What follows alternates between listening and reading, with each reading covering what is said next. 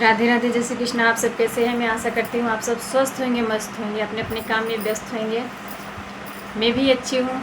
मैं बहुत ही प्यारा एक भाई दूज के गीत सुनाने जा रही हूँ आप सबके बीच में। सभी भाई लोग अपने बहन के घरे जाए और भोजन करें। तो सुनिए मेरा प्यारा सा भाई दूज के गीत आप लोग। आपने भैया आइले पाहुनावा, दरवाजावा भैले हो खाड़। आपने भैया आइले पाहुनावा, दरवाजावा भैले हो खाड़। हरे कैसे कैसे करबू ये सासू भैया के हो मान। अरे कैसे कैसे करबू ये सासू भैया के हो मान। भरल कोठरिया ये भरल कोठरिया में चौरा बेसहिली हो पान। भरल कोठरिया में चौरा बेसहिली हो पान। अरे धीरे धीरे करी ये बहुआ भैया के हो मान। अरे धीरे धीरे करी ये बहुआ भैया के हो मान। अपन भैया आइले पाहुनावा, दरवाजावा भैले हो खाड़े।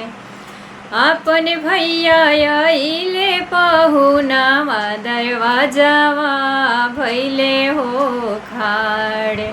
अरे कैसे कैसे करबू ये सासू भैया के हो मान।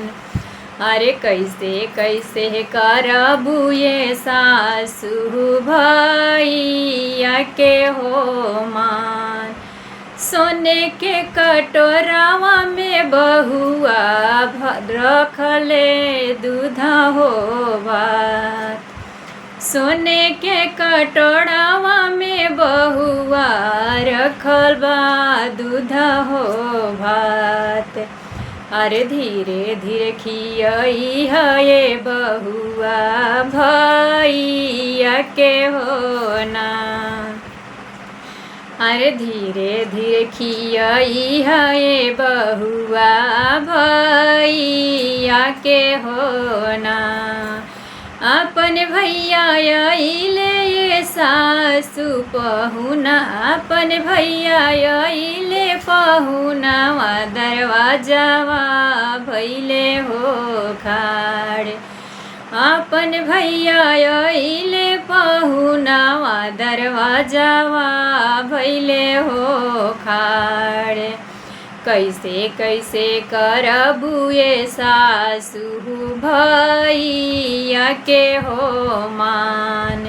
कैसे कैसे करबू ये सासू भैया के हो मान।